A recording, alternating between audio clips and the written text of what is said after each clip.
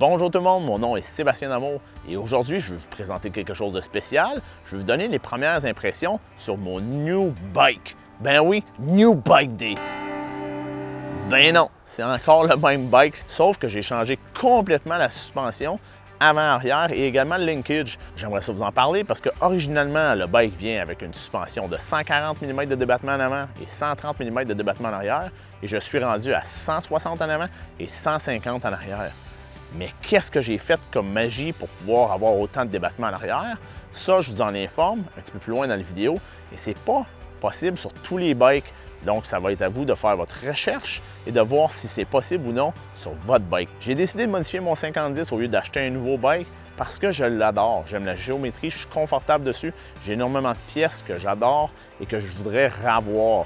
Me trouver un Bronson 2022, on ne se le cachera pas, là, en large, c'est pratiquement inexistant. C'est comme une licorne présentement.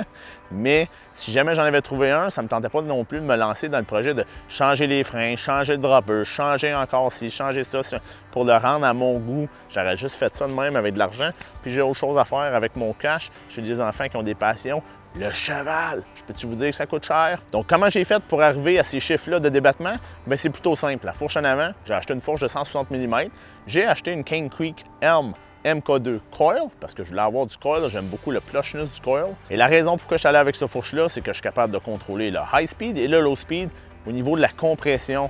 Maintenant, la magie arrière.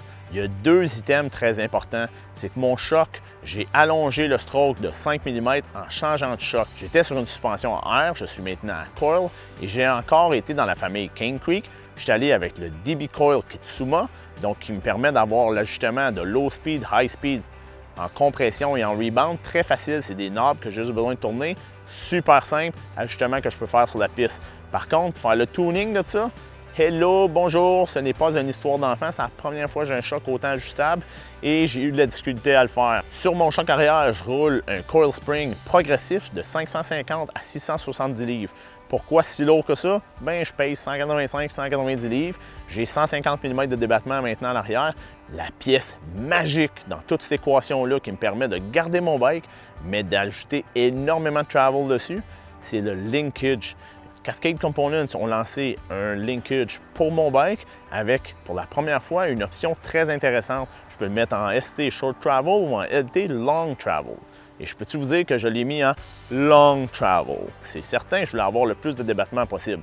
Au lieu de me retrouver avec un bike qui avait un travel de 130, mais avec le linkage puis le plus long stroke du choc, je me retrouve avec un bike qui a 150 mm de travel en arrière. Et oui, je me retrouve pratiquement avec un Bronson, c'est pour ça que j'ai dit que c'était un New Bike Day, même si c'est le même vélo.